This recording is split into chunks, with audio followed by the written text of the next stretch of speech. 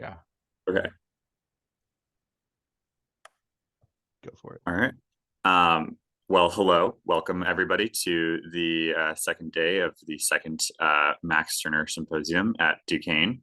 My name is Jake Hirtenstein. I will be the moderator today.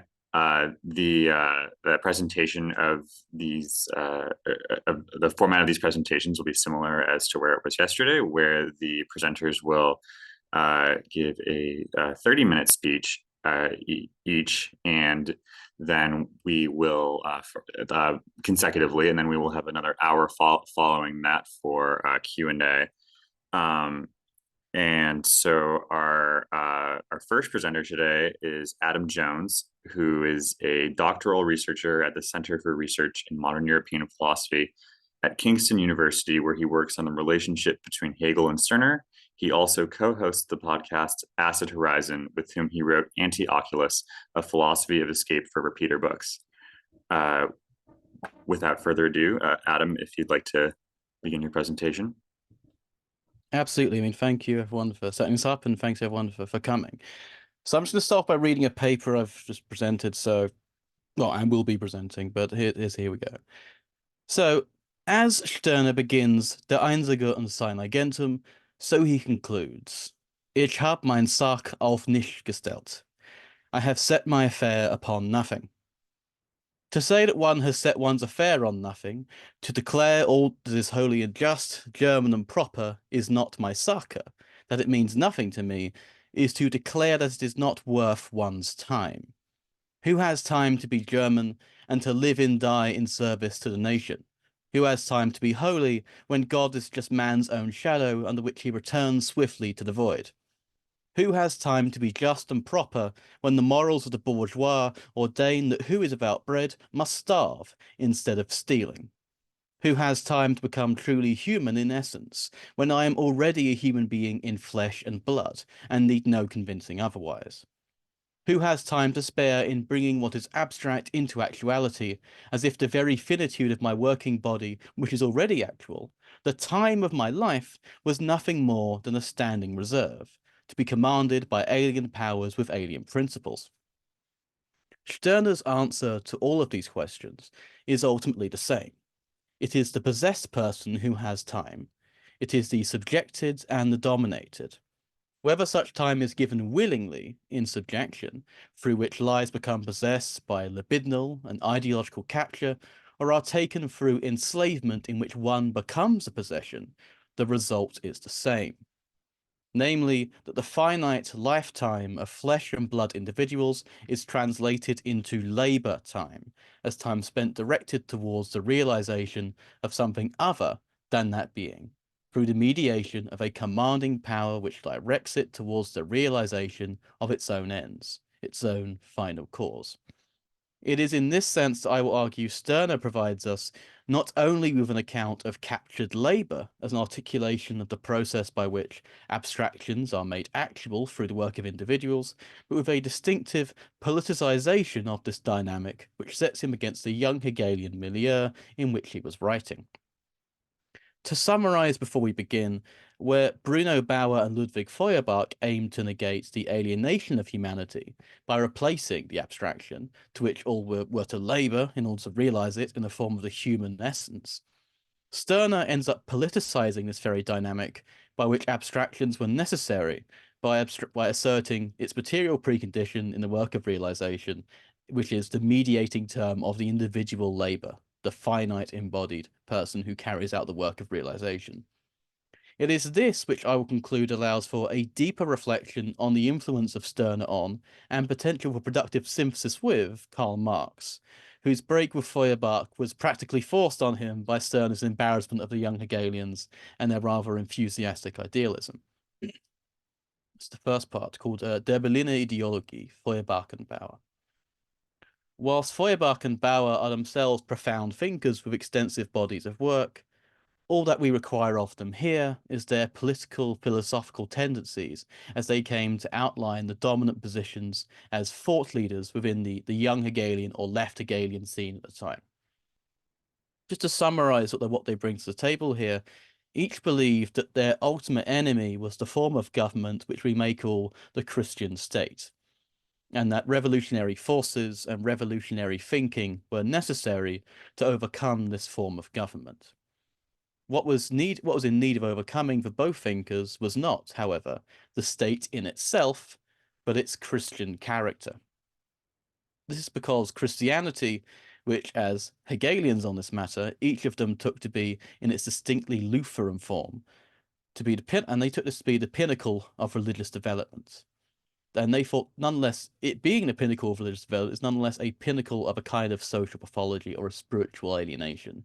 This pinnacle of religious development for both Feuerbach and Bauer was nothing more than a symptom of the alienation that sickens our self-consciousness. In Christianity, God becomes man in unity with other human beings through the Holy Spirit. And this is because Christianity is only a distorted, externalized mirror of the self-consciousness of man, capital M man, the human as such, the human species. And the essence of God is, therefore, for Feuerbach and Bauer, the essence of the human species. For Feuerbach, the revelation of this truth, that we have discovered the human being behind the God which human beings worshipped, required a new revolutionary humanist philosophy. One which, and I'm quoting Feuerbach here, contains within itself the essence of Christianity, but nonetheless it abandons the name of Christianity. Christianity has expressed the truth only in contradiction to the truth. The pure and unadulterated truth without contradiction is a new truth, a new autonomous deed of mankind. This renamed Christianity, having supplanted God with the essence of man, would therefore be the governing principle of all human activity in which no human being would be alienated, for they are only following the principle within them, the humanity inside. The humanist order, which is the order Feuerbach revolutionarily advocates for, is therefore a state made by men for capital M man as a species. Another quote from Feuerbach regarding this humanist state. The state comprehends all realities and is man's providence for him. Within the state, one represents the other. One is complementary to the other. What I am not able to do or know, someone else is. I am not alone and delivered up to the hazards of the power of nature, but I am together with others. I am surrounded by a universal being. I am part of a whole. The true state is the unlimited, infinite, true, perfect, and divine man. It is primarily the state in which man emerges as man, the state in which the man who relates himself to himself is the self-determining, the absolute man. Bruno Bauer, whilst far from espousing the same positivity in as explicit terms as Feuerbach does, concurs as to the nature of God as alienated human self-consciousness. A former rising star of the old guard of the Hegelians, originally he was sent to refute the writer David Strauss's The Life of Jesus by demonstrating the dialectical necessity of the unfolding of the gospel narrative, only to have proven the dependence of the gospel truth precisely on this dialectic. Emboldened and infused by this Damascene conversion, Bauer took on a campaign of pure criticism, essentially a project of the intellectual critique of all that is present in the self-consciousness as men as they stand before the dissolving negativity of Bauer's atheism. And it is only after the masses have lost their sense of particularity by submitting themselves to the critic's intellectual assault that they will have joined them in readiness for revolution. The masses, according to Bauer, know not their own self-consciousness nor their humanity, and so they must submit to the critical criticism of critics, such as Bauer himself, in which the genus, the species, is revealed to them as a, quote, higher universal power, which presents to the masses their higher interests, raising them to its own self-consciousness via its, that is, Bauer's, pedagogy. Despite the brevity of these summaries, what is pertinent is that in place of the kingdom of God, as is to be realized through the direction of all human labors, there stands instead the revolutionary principle of the kingdom of man, as both latent and yet unreal. All that remains from this position is the labor of negation by which the form of external appearance, that of religion, is simultaneously and necessarily suspended and elevated by human hands into the actuality of humanity as a governing essential actuality, the replacement of God by man in a new humanist order achieved through revolution. This negativity asserts that what has been negated is the programming, the ends of mediation, and not the very machine itself of the state, nor the activity by which people are set to work to realize such abstractions in the state's name.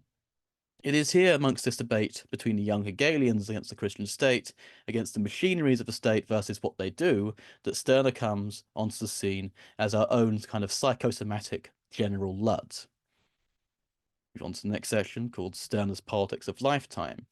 That Stirner responds to the young Hegelians by highlighting that they are swapping out one ruling abstraction, one idealized hierarchy, for another, is almost trivial in light of their own admission that they are doing so. However, what is most concerning for Stirner is not the abstractions themselves. Instead, what concerns Stirner is that the relations that are preserved in this shift from one abstraction to the other, i.e. in the revolutionary transition, the Feuerbach-Bauer tendency, that we could call it within the young Hegelians, offers us as a new kind of emancipation. What is preserved in this revolution, against even the negativity of the atheists and the critical critics, are relations of possession that are posited between essences or ideals that are taken to be the governing rationality of the social order and the particular individuals who are governed by them. This relation of possession, in which Stirner playfully intertwines images of the supernatural and proprietary, obtains in the form of libidinal and ideological capture. This relation does not take place between an actually existing essence and an individual, as if Stirner's phantasms had ontological substance on their own account. Rather, the phantasm or fixed idea exists as an ideal image, a shape of consciousness, etc. As Stirner remarked, a fixed idea, quote, may also be perceived as axiom, principle, standpoint, and the like. In German, Grundsatz, Prinzip, Standpunkt. As well, of course, in the form of what Stirner calls a habit of renunciation, Gewohnheit der Entsagung. What unites all of these notions is their functionality when it comes to regulating the activity and the ongoing practice of those whom they possess. That they come to possess individuals is not a function of their own personality, a position which Stirner mocks when he speaks of Bauer's critical philosophy, which takes thoughts as existing on their own terms and as such having a kind of spectral agency, but rather it is a function of domination and the internalization of these phantasmal directives. Behind the immediacy of the caning stick stands familial discipline. Behind the sensuousness of the bread and wine stands the essence of God. Behind pomp and pageantry stands the ideals of fatherland. One is possessed by the life that determines consciousness in order to determine the span of our finite lives. And as such, this makes us products of our time as well as products for the continuation of our own times, a labor which requires or demands of us our entire being. The embodied aspect of this possession has actually recently been brought to the forefront by the work of Tim Phyton, who we heard yesterday, who highlights that in Stirner's account we, quote, internalize ideological norms and materialize their effects in and through our own bodies. Similarly, our rejection of ideology and our self-assertion against it start with bodily exertion. This materialization of effects, like any other process, occurs necessarily in time. It is an exertion and an expenditure of life towards the use of ends which are alien to it. In the case of Feuerbach-Bauer, the human species, through revolutionary upheaval, would be brought into a closer identity with itself through the annihilation of religion.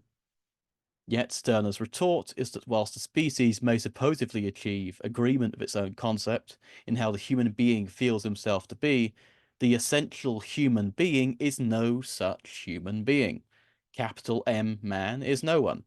And there are already human beings about, already existent, without such a need of confirmation and gratification as the human essence seems to require.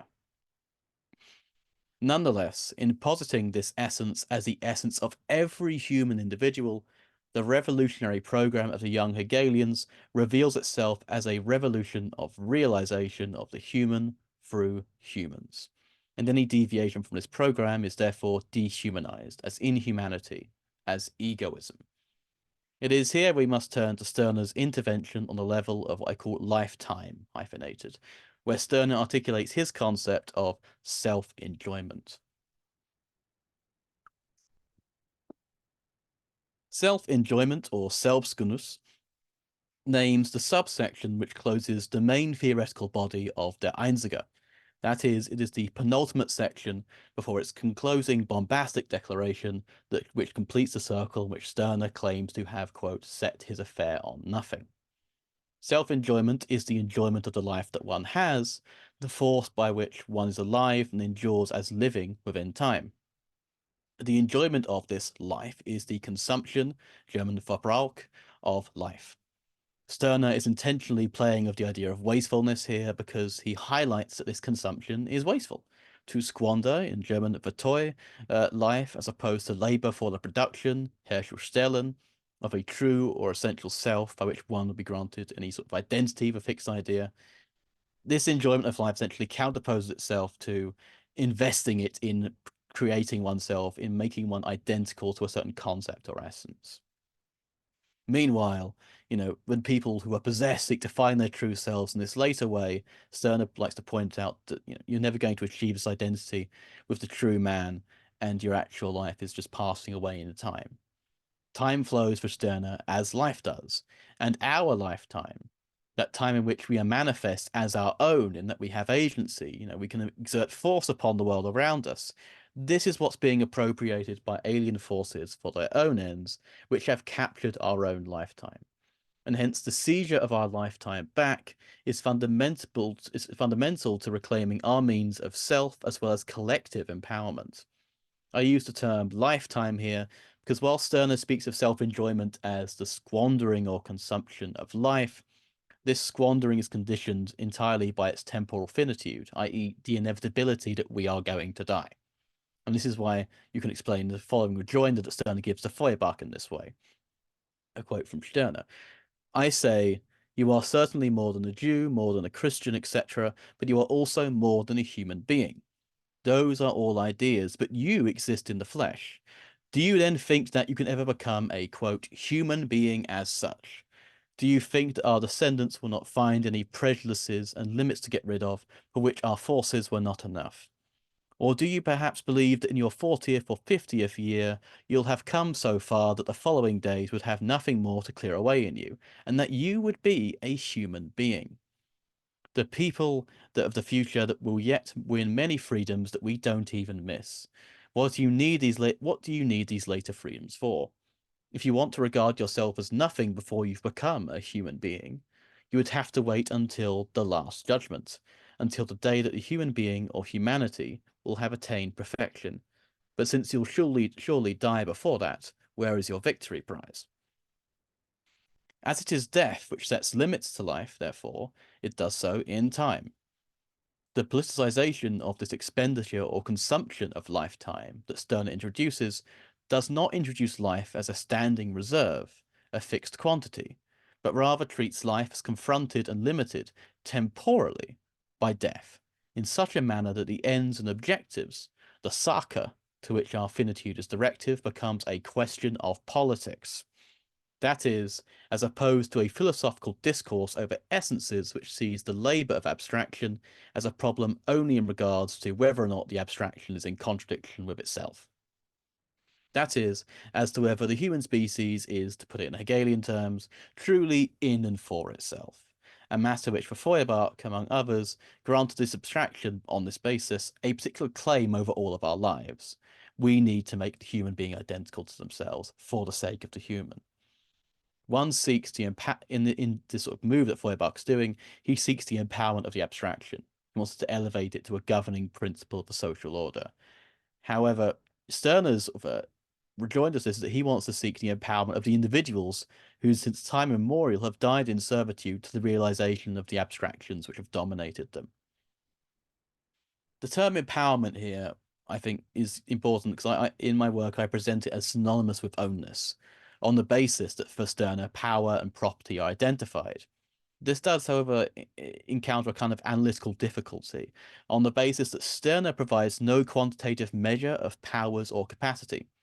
Yet, it is in the theory of self-enjoyment that we find a measure of empowerment, at least in a measure of free time or leisure time.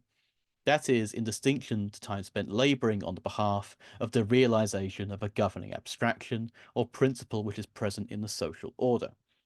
The struggle for self-empowerment, for ownness, for self-enjoyment, is for one's finite lifetime and the power to expend it free from domination. Insofar as subjection is the spending of one's finite lifetime for the sake of the very order which has produced this subjection, this marks subjection and civility as a temporal investment, as one not simply achieved in thought by the domination of religion or of abstractions as such, but an actual material cost in and to life itself. It is on this basis that Stirner declares that, quote, the degree of my attachment and devotion marks the standpoint of my servitude. The degree of my trespass shows the extent of my ownness. The political order and its ideals and rationalities, its phantasms, its spooks, exist for us because we devote our time to labouring on their behalf towards their objective realisation. To trespass against such an order is hence a battle over the time of social and societal labours. Our power to resist command and capture is expressed in our self-enjoyment, i.e., through the sovereignty over our finite lifetime, as it stands beyond the commands of these systems which seek to compel us to labour through them through subjection. It is here where Stirner's spectrality provides us with a prescient Gothic image that will later become Marx's own vision of the temporal monstrosity of capital, which, quote, vampire-like, lives only by sucking living labour, and lives the more labour it sucks. The time during which the worker works is the time during which the capitalist consumes the labour power he has bought from him. It is Stirner's originality in breaking of the young Hegelian milieu on the level of criticism. It is precisely this politicization of time, in which the question of time's value for the labour themselves is brought into question, and the egoism of the worker is presented as the questioning of the value of time spent labouring, and hence labour itself is brought into focus as temporal servitude. Stirner brings forth subjection and servitude not as static notions, but as processes in the conversion of finite lifetime into time subjected to the demands of ideals embedded in our objective social conditions.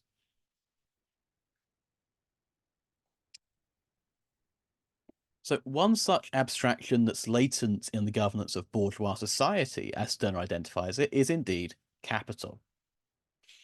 Capital, in Stirner's view, holds that the exertion of work is an, quote, interest-yielding possession.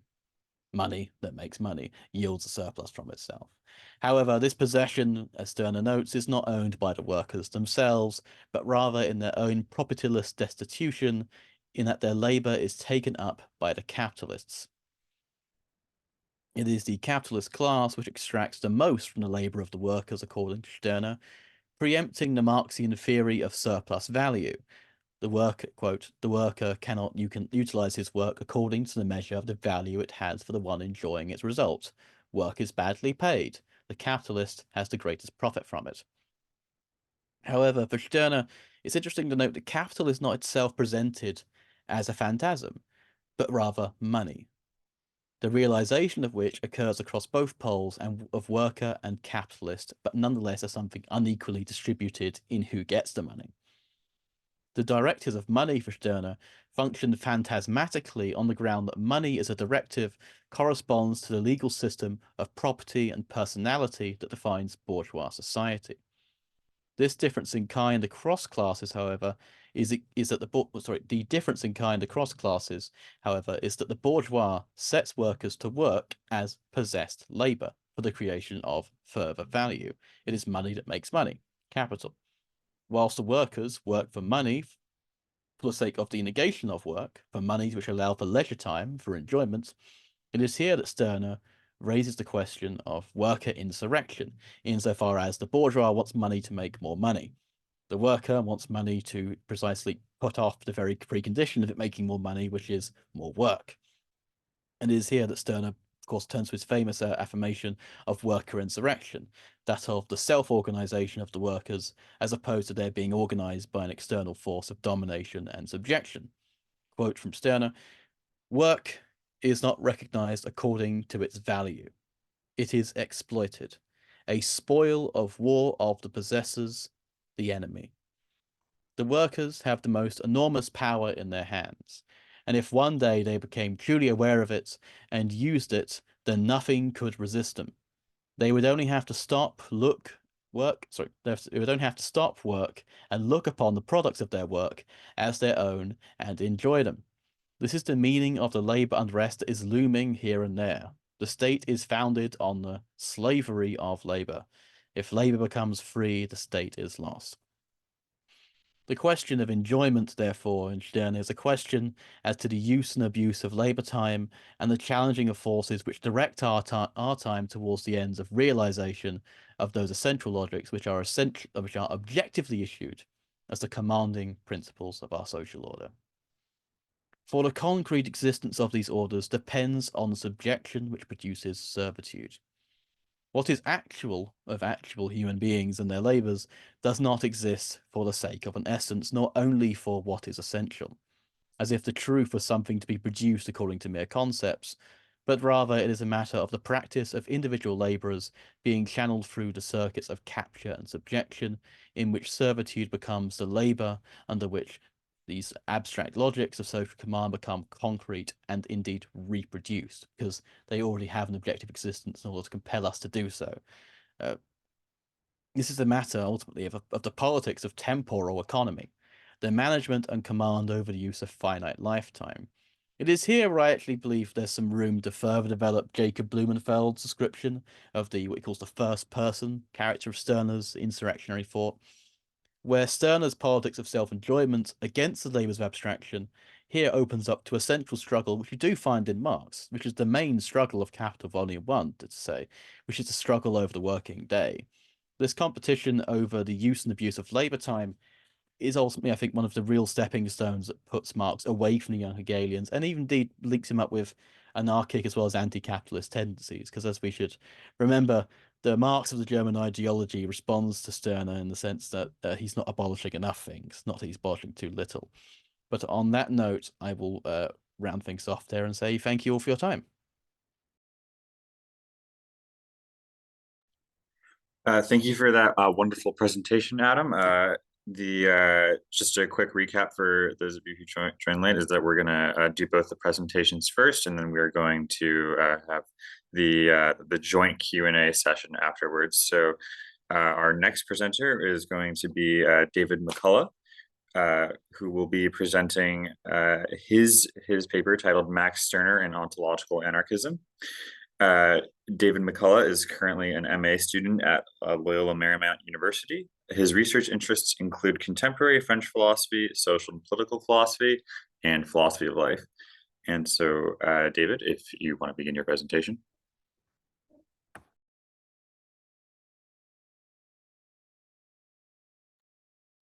Alrighty. So yes, today I will be discussing Max Stirner and ontological anarchism. So throughout his works, Rainer Schurmann develops an account of what he calls ontological anarchy, concerned with the history by which metaphysics is deprived of its legislative normative power. However, he distances his ontological anarchy from political anarchism, regarding Proudhon, Bakunin, and their disciples as seeking to replace one focal point with another by substituting the rational power principium for the power of authority princeps.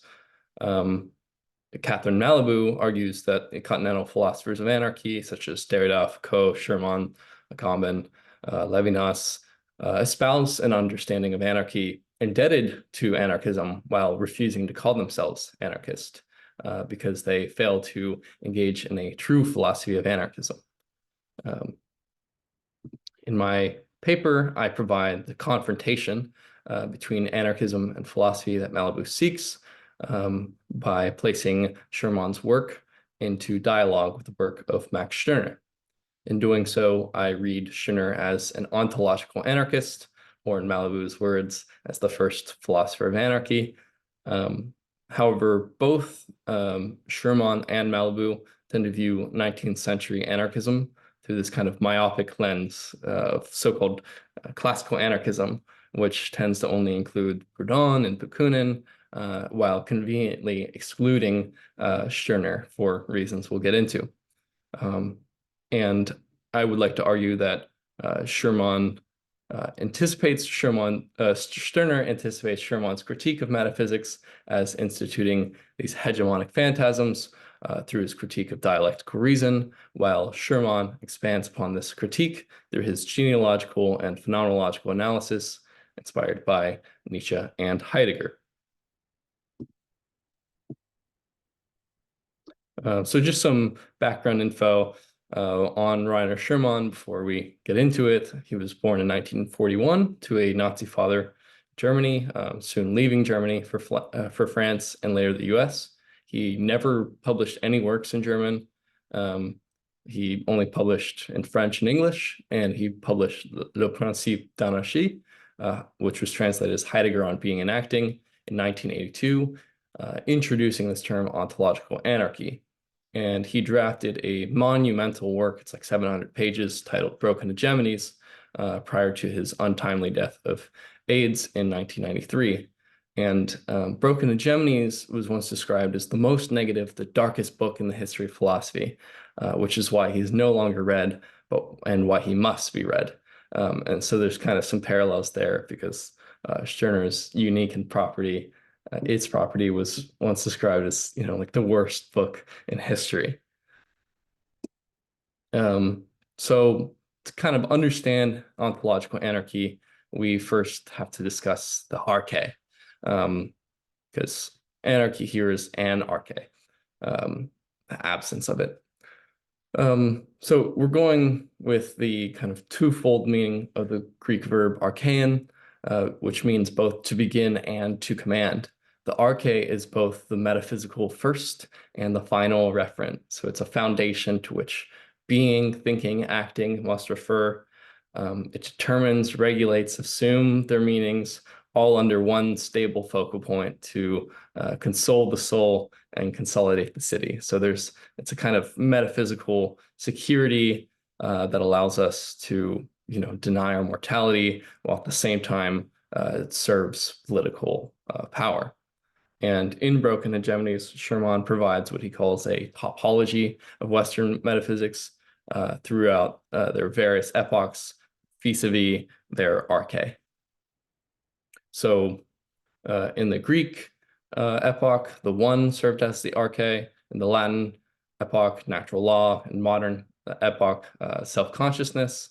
And these epochs correspond to the political and linguistic regimes of ancient Greece, the Roman Empire, and the modern European powers, and Sherman specifically focuses on German. However, this is not a kind of dialectic. There's no sublation or reconciliation here. In fact, what kind of roots the institution and destitution of any given arche are these kind of irreconcilable traits of natality, which pulls us towards universals, and then mortality, which inevitably kind of retracts, and it's a pull towards singularization. So the arche is instituted only by maximizing one phenomenon such that it recognizes nothing outside of itself, and as such, it's hegemonic.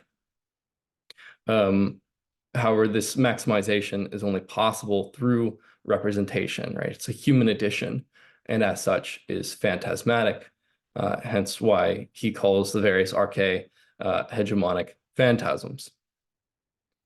Let's see here. Now, when he's talking about ontological anarchy, he says that anarchy here is not really in a political sense. It expresses a destiny of decline, the decay of standards to which Westerners since Plato have related their acts and deeds in order to anchor them there and to withdraw them from change and doubt. So it's based on Heidegger's hypothesis that metaphysics has produced its own closure through technology, this global enframing or Gestell of the world into a standing reserve according to human ordering. Yet our historical site can be described by the paradoxical principle of anarchy, hence the French title of his book, Principle of Anarchy. Many cannot help but desperately search for an arche to ground their thoughts, words, and deeds, yet find themselves unable to find one. We belong to a culture deprived of any arche, which mourns this loss of authority, yet desperately tries to revive it, evidenced by rampant ethno-nationalism, religious fundamentalism, and Sherman argues that we may really only hope to hasten the downfall of these phantasmatic chains which surround us and enslave us, to struggle against the kind of remnants here of Western metaphysics. Now, Catherine Malibu, in her chapter on Sherman in her book Stop Thief, Anarchism and Philosophy, she praises Sherman for this notion of ontological anarchy, yet she critiques what she calls a disavowal of anarchism. And she writes, are we sure that ontological anarchy borrows nothing from political anarchism? At the very least, doesn't it take its name from it? To describe Heideggerian deconstruction as a principle of anarchy is a bold philosophical gesture, but where does this concept of anarchy, which is not present in Heidegger, come from? How can Sherman develop it while setting aside any reference to anarchism? So Sherman, she argues, has taken this concept of anarchy from anarchism while refusing to say, I am an anarchist. And she explicitly says she's not criticizing him for not being an anarchist, but it's a kind of, if he fails to truly engage in a philosophy of anarchism, which results in his philosophy of anarchy somehow inadvertently recapitulating the logic of government. In fact, she even argues like the philosophers of anarchy, such as Sherman, do not even consider the possibility that we might live without being governed. Now, what's her evidence for this? Sherman, with the full version of that opening quote, he writes that here it will not be a question of anarchy in the sense of Proudhon, Bakunin, and their disciples. What these masters sought to displace was to displace the origin, to substitute the rational power principium for the power of authority princeps as metaphysical in operation as has ever been. They sought to replace one focal point with another. So yeah, here he's again critiquing so-called classical anarchists for actually just grounding action under some kind of rational power rather than just simply governmental authority. But in fact, governmental authority uses this principle of reason as its foundation anyway. And so without this deconstruction or destruction of the arche, the structure of political legitimization remains. Malibu, I already discussed this. Again, it's not simply because he's not anarchist, but he somehow recapitulates governmental logic in her argument.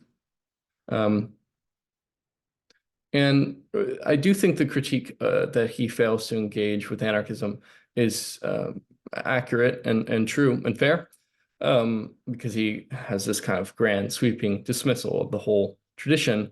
Yet both thinkers tend to overlook the role of Max Stirner. Stirner is not mentioned whatsoever in Malibu's book, Stop Thief. And perhaps this is due to Stirner's, again, denial to give a fully transparent account of oneself. He does not say, I am an anarchist. And this would be to place oneself under a sacred idea called anarchism. Stirner thereby presents a challenge to this ambiguous and reductive notion of classical anarchism because he's a marginal figure to it, precisely because he rejected the moral, rational, and humanist categories under which thinkers like Proudhon and Bakunin situated themselves. Now, there is one mention of Stirner in Schumann's published work, Heidegger and Being and Acting. It is relegated here to a footnote. So there are almost as few mentions of Stirner as there are Proudhon and Bakunin, but at least there is a mention. And this is a long quote, but it's the full footnote. Schumann writes, the notion of a principle does not designate here some in itself realized progressively through the centuries, a construct that Marx has so sarcastically criticized in The Idealist. See his parody of Proudhon. A similar accusation is leveled against Max Stirner in the German Ideology. Marx there claims to invert idealism. It is better the other way around. Life has created the principle. However, this leaves the metaphysical quest for causes intact. To turn against idealism, Marx reverses the causal relation between principles and life. The needs, the productive forces, in short, life causes or creates, he says, the principles rather than the latter creating the apocal forms of life. It is clear that this entire problematic of ultimate determination, either by some in itself, whether it's ideas, categories, principles, or by material conditions, collapses the moment one is content to trace the phenomenologically the internal ordering of epochs instead of searching for their ontic causes. The phenomenological notion of epochal principle does not designate a cause, but the most present, the most unveiled entity in a given field. So here, the principle, it's not even a kind of metaphysical cause. We're just choosing one particular phenomenon and allowing it to totalize and consume our entire kind of collective vision. There are, and with the previous quote, there is a kind of subtle nod, I think, perhaps to Proudhon, where he, Schumann comes to actually disagree with Marx because Marx reduces the kind of principles to their ontic or material causes. But Schumann's most substantial engagement with Stirner is in a lecture course titled Reading Marx, which was unpublished during his lifetime. And again, here, the only engagement to Stirner is vis-a-vis the German ideology. So in the first instance, Marx critiqued Stirner for being critical only of those ideas that are the mere offspring of his brain. He wanted to make us believe that he has destroyed the power of the empire or the emperor by giving up his fantastic conception of the emperor. And Stirner takes the world as his representation and has still not touched these ideas insofar as they express actual relations.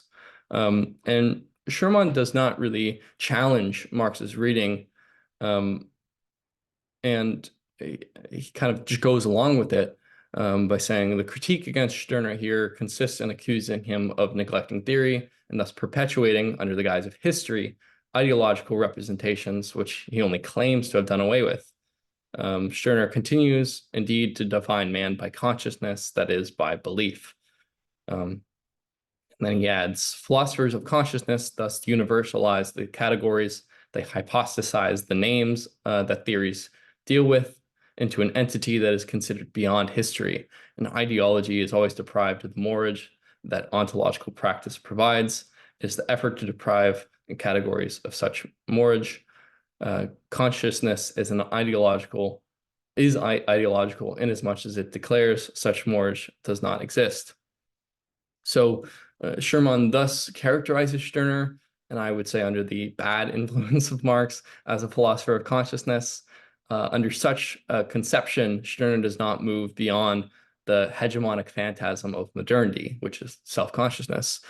He's still trapped under this logic of the Hegelian dialectic. We find a similar move in Deleuze, right? Deleuze writes, in the history of dialectics, Stirner has a place apart, the final extreme place. Stirner is too much of a dialectician to think in any other terms but those of property, alienation, and reappropriation. but too exacting not to see where this thought leads to ego, which is nothing, to nihilism. But these readings fail to truly recognize the destructive nature of Stirner's thinking. It leads us not into some kind of overcoming or reconciliation or sublation. It's a kind of creative freedom, creative nothing. Against these readings, I argue that Stirner is not the last philosopher of consciousness. He's perhaps the first philosopher of anarchy, reflecting a turn from humanism.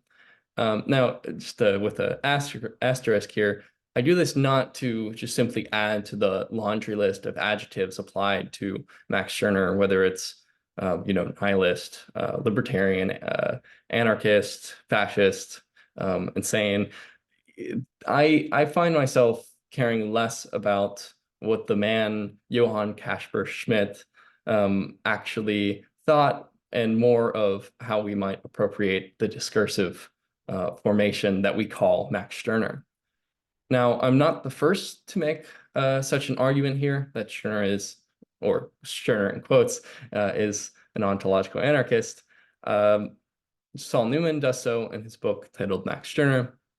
He writes, "We might have to rethink anarchism through a notion of anarchy as the instability, or as Rainer Schermann put it, the withering away of foundational principles and ontological truths. This anarchic displacement of ontological foundations was first made possible by Stirner. Stirner's philosophy might be seen, in other words, as an ontological anarchism." Now, for Heidegger, the beginning of metaphysics in Plato's thinking is at the same time the beginning of humanism. So the end of metaphysics may indeed signify the end of a certain kind of humanism. Such an end is both incipient and omnipresent in der Einzige. Principles always destitute themselves insofar as they attempt to subsume all things under this kind of ultimate normative simplicity, yet inevitably fail to subsume the irreducible remainder, as Schelling would put it, the mortal, the singular, and the inhuman. Stirner here writes, no matter how far state tolerant goes, it stops at the inhuman monster and what is inhuman. But even though every inhuman monster is the human being, still the state excludes him, that is, locks him up or transforms him from a state comrade to a prison comrade, or a lunatic asylum or hospital comrade for communism. It's not all that hard to say in plain words what an inhuman monster is. It is a human being who doesn't correspond to the concept human being, as the inhuman is something human that doesn't fit the concept human. Let's see here. Now, having traced all these similarities, actually, I'll go back for just 1 second. If Schermann had kind of read beyond just the German ideology, I think he would have recognized Stirner as indicating this turning point away from humanism rather than being the last philosopher of consciousness.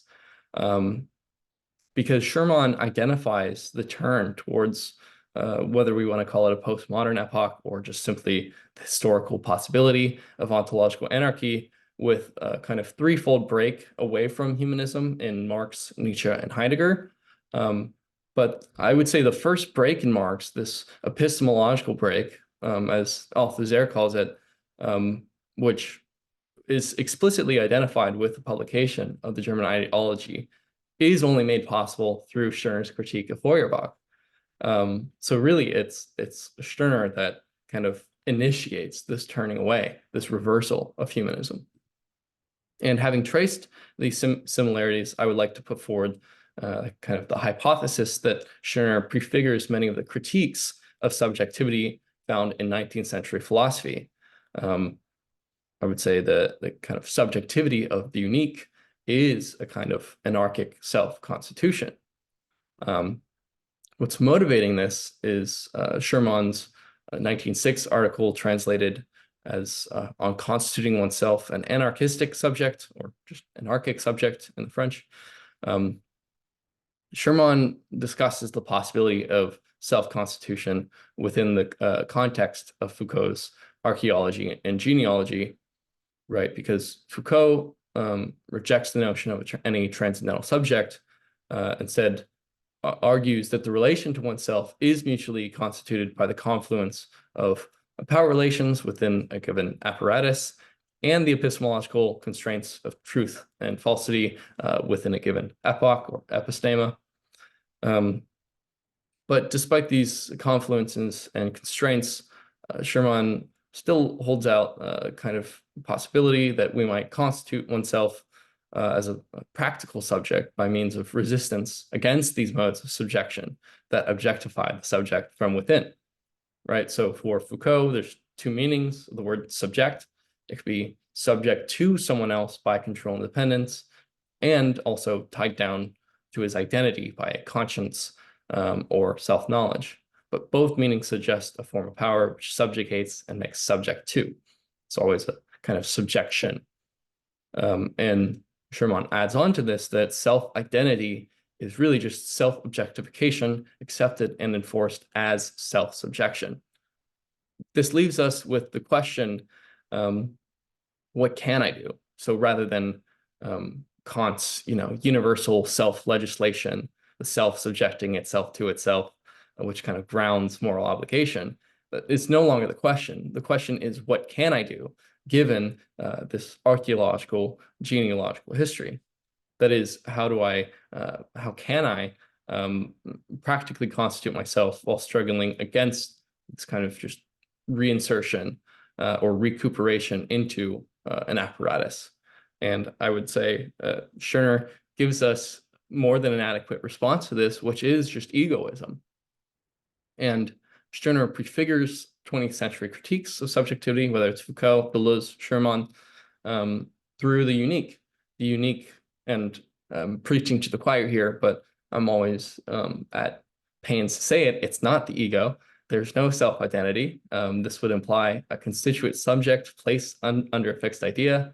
It can never be expressed by the concept or exhausted by name. So one piece of evidence for this is just in his initial discussion of a fixed idea. He says, what then is called a fixed idea? It's an idea that has subjected people to itself, right? So self-identity, again, is just a form of self-subjection, and Stirner anticipates this. Additionally, he writes, every community has the inclination, stronger or weaker, according to the fullness of its power, to become an authority to its members and to set limits for them. It demands and must demand a limited subject's understanding. It demands that those who belong to it subject themselves to it, be its subjects. It exists only through subjection. Finally, he provides an account for what we might call a life without why, a means without ends. Sherman calls this the practical a priori for ontological anarchy, because without an actual anarchic praxis, the withering away of principles is bound to remain only theory. So Stirner writes, you poor things, you who could live so happily if you were allowed to leap according to your own feelings. You mechanically recite the question recited to you. To what am I called? What should I do? A human being is called to nothing and has no mission, no purpose, no more than a plant or beast has a calling. The flower doesn't follow the calling to complete itself, but applies all its forces to enjoy and consume the world as best it can. That is, it sucks in as much of the earth's juices, as much as the ether's air, as much of the sun's light as it can get and accommodate. So here I was reminded of the versifier of Meister Eckhart, Angelus Silesius, who writes, the rose is without why. It flowers because it flowers. It pays no heed to itself. It asks not if it is seen. Heidegger similarly says, we're most truly who we are when we are like the rose, when we are without why. So self-enjoyment here for Stirner serves as this practical condition for releasement from the teleocratic mode of life that is the role of telos over action, or, there's always a coupling with all the way from Aristotle, arche and telos, and self-enjoyment is perhaps the condition that allows us to overcome that.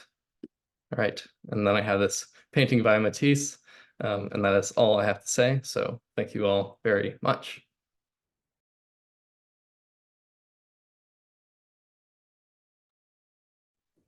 Thank you, David, for that excellent presentation.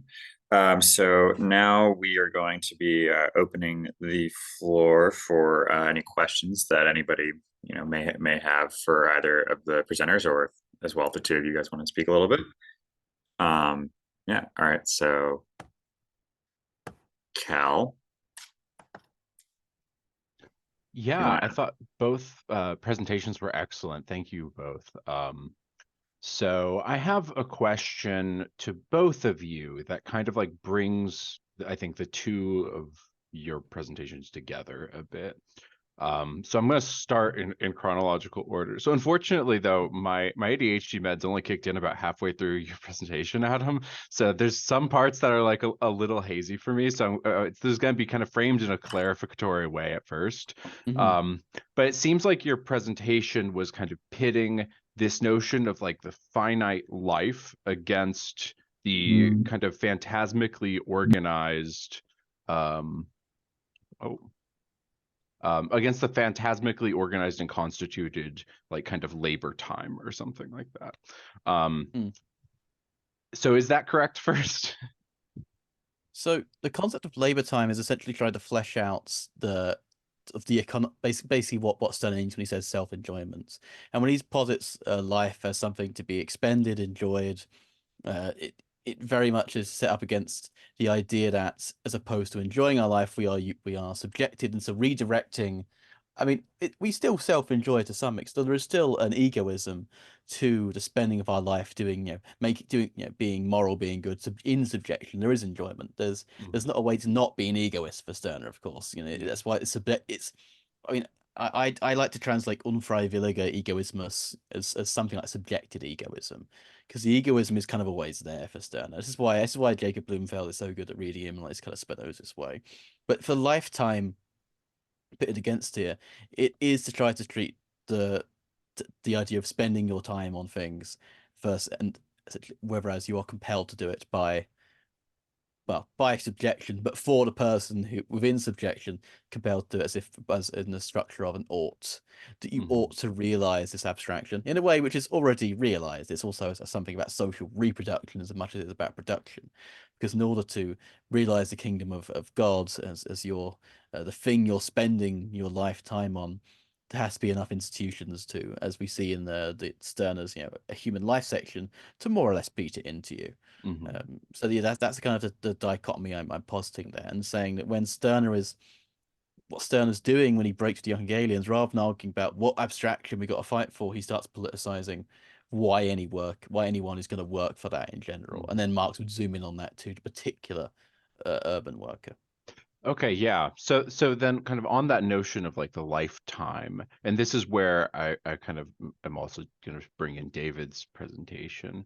I've been doing work on like trying to read Stirner as an ontologist, and one of the passages that I always go to is like the last paragraph. I think the last one or two paragraphs of the first part of the book, where he's in the postscript of the humane liberalism part, and he's talking about how the I is this kind of assumption that is continually just consumed and continually posited over and over again as this kind of totally self-created process. So there's no kind of persistence beyond one moment to the next. So I'm wondering, how does this kind of like view of this kind of like the unique as resisting this kind of temporal continuity play into this? And I would also like to open it up to my question for David. How does this kind of like view of like almost discontinuous instance of time play into like the genealogical and historical method of like Rainer Sherman? Like, is there a way that those two kinds of views can interact with each other, or do we have to kind of give way to one or the other, or is there just kind of an instrumental value to the kind of like genealogical method that Sherman is trying to do, but not really anything like specifically binding? So I'll leave those there for y'all. David, do you want to take that first? Because it's yeah.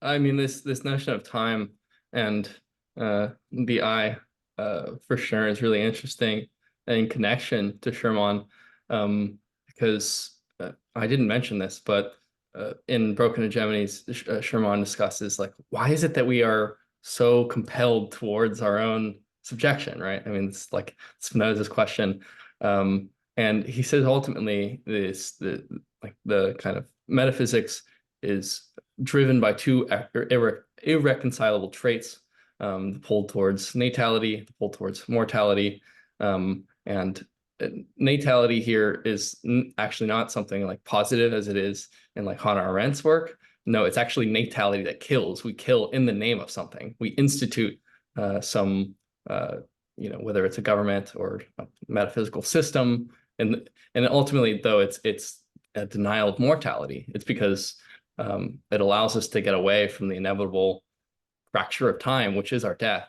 And in fact, the way he describes mortality is contretemps, like a counter time. It's always this singularization that retracts, that pulls away. And of course, he's connecting this to the late Heidegger. I didn't want to go into that because I was like, this is going to get like super off track. But yeah, with the late Heidegger, there's like the event, which is always appropriating, expropriating. It's a coming and going of phenomena. And I think with Stirner here, it's weird. I mean, I feel like maybe I'm reading too much into Stirner, but I do think there is something to, there's always this kind of pulling away of time with the I, especially in that section. No, I mean, I would agree. I mean, regarding the particular point on the section where he's talking about self-positing and basically I posit myself as I and I can assume things through that I.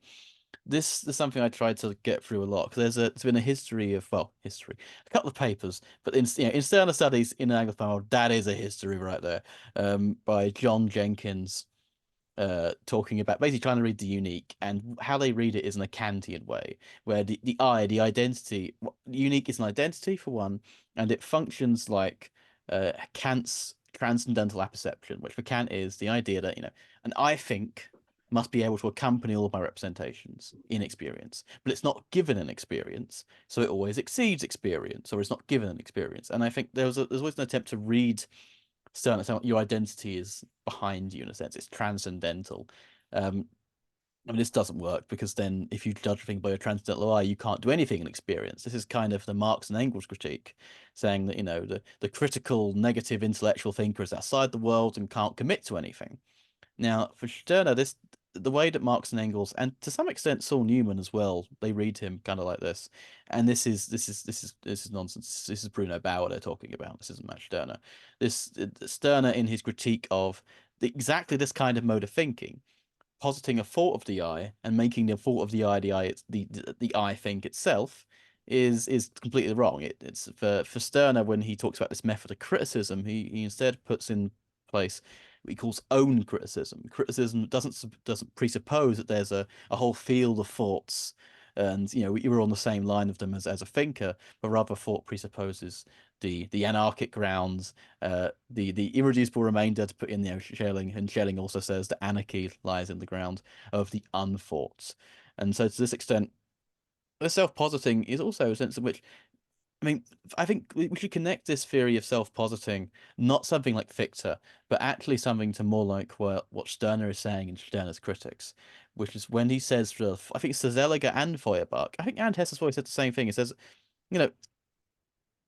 this idea that I posit myself as a self-consciousness, well, we're not self-conscious all the time. Occasionally you lose yourself, but you don't lose yourself any more than that. That's quite a pleasurable thing. Stirner is saying if we have ecstasy, we don't lose we're not constantly positing ourselves as I equals I equals I equals I. That's kind of that's the thing that German idealists just love to say that we're always doing. And if they don't, and if we don't, then that's so bad for us. We're outside of the special boys club. But this self-positing is kind of an affirmation of the experience of thinking, in which I don't have to constantly tell myself that I equals I, and because at the end of the day I'm not. That's just it's devoid of it's a void concept, and it's precisely the map. It's the limit of the map, of the cognitive map that we place over the territory of our kind of embodied lives. Just wanted to jump in here and say that that Ben has been trying to ask this question for a few minutes. Just want to let you guys finish your discussion, though. I think that's all. That unless the others have anything to say about my question, I think we're fine moving on. Hi. So I was wondering about something having to do with the Heideggerian aspects of this discussion. Adam Jones, would you say that you have a Heideggerian view of Stirner? It seems you suggest that we have a being towards death, which somehow drives our political decisions. And I was wondering about, John Zerzan has the book Time After Time. And in his view of Heidegger, time is sort of a form of social control, which Heidegger takes up. And what about time can be something other than a method of social control, as it is part of language and the symbolic order? Also, where does Stirner talk about time other than to say that world history does not apply to him at the end of the unique in its property? Also, wouldn't there be room for a more radical nothingness with the creative nothing, seeing as nothing can be predicated of it? Thank you. Oh, of course.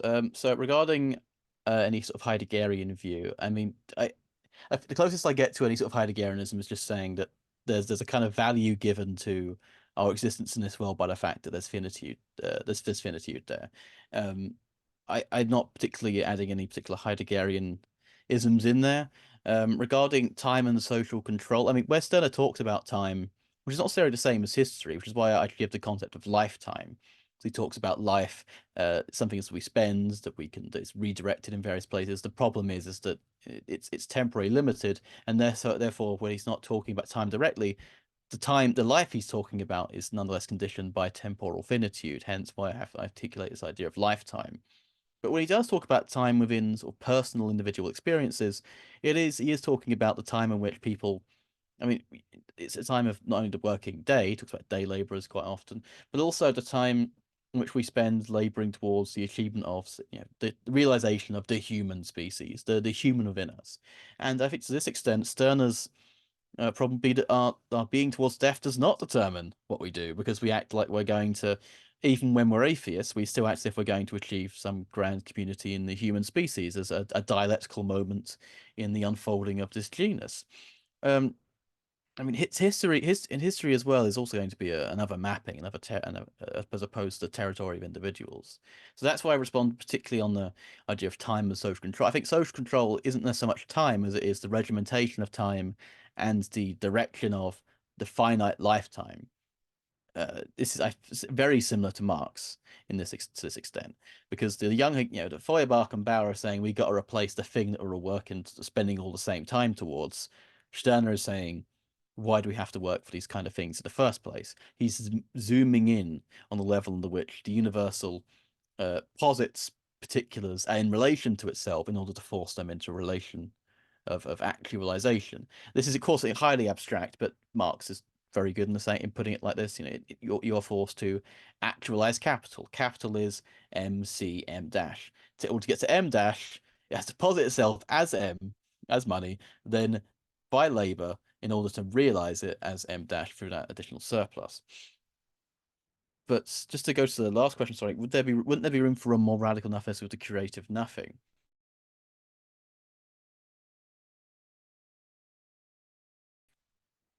With Catherine Balabu to try and radicalize this creative nothing, it doesn't work. That he mentions, oh, God's sake. Hello, am I back? Hello. I can hear You're you. good now. Yeah, you're good. Would you mind Am I repeating? back now? Yes, you are. Would you mind sorry. repeating the first bit of what you said, because it kind of cut out? Yeah, about Malibu. Was it about Malibu? Sorry, that it cut off around that point. Okay, so regarding the creative nothing, this creative nothing is mentioned. It's 4 words. It's mentioned twice in the whole book. I tried to do a thing with Karl Werder, who gave him a nothing-centric reading of Hegel's logic. It is. I don't really think there's much to be done other than this. I think it is just a void in the text, which one can speculate upon. Creativity, yes, but in any sense of shaft,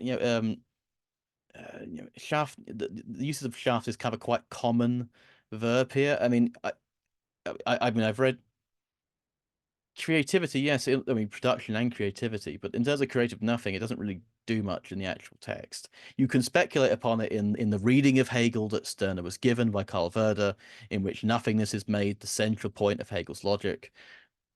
but this would, I think, over Hegelize him, and I think would try to put far too much metaphysical baggage in there than what's really possible. Because Stirner are ultimately telling philosophy to leave everyone alone, and we need to go interact.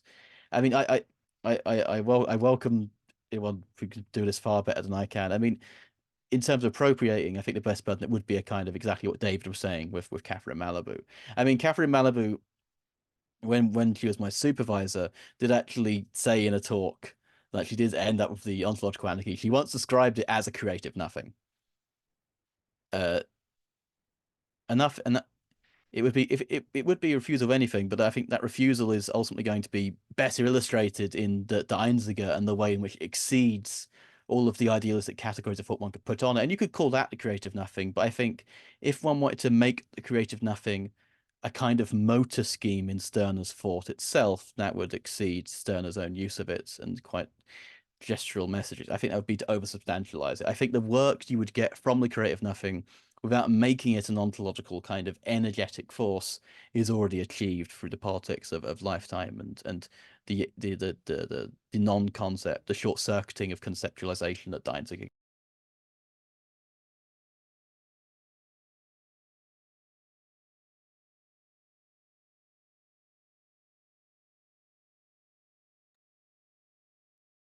So I have a question that I think I'm going to ask this to both of you guys. So you both mentioned self-enjoyment in Stirner as being something that the ego comes to, like in appropriating its property, that it comes to like take for itself in that sense. And I'm kind of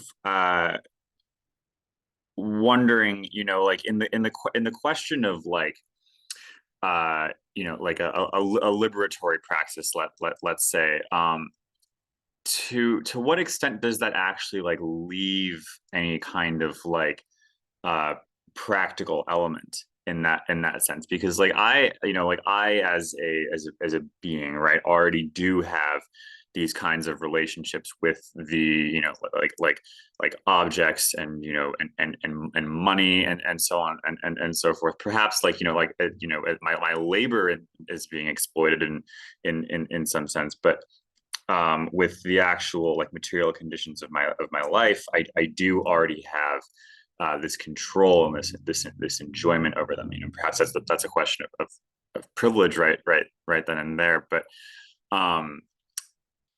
I guess I'm wondering what this, what does what are the practical realities of that for Stirner? Yeah, so the way I was kind of thinking about this, and there was a discussion yesterday, like what exactly is the union of egoists? Like, is this something that's impractical? To me, it seems far less that Stirner is trying to lay out any sort of political program, of course, than just simply, to me, it almost seems like he's laying out how just a kind of refusal. I discussed, or I mentioned yesterday, that it reminded me of the Cynics. Apparently, Foucault in his lectures, Hermeneutics of the Subject, said that Stirner is actually kind of similar to the Stoic care of the self. It's recognizing that these things are external to me; they're alien to me. Yeah, I'm reminded of like the Stoicism chapter in the Phenomenology of Spirit. Same kind of way. Yeah. Yeah, I'm less inclined to call it Stoic just because, I mean, maybe it's just the practical history of Stoic or Stoicism. I'm like, oh, well, this is just used by Roman emperors.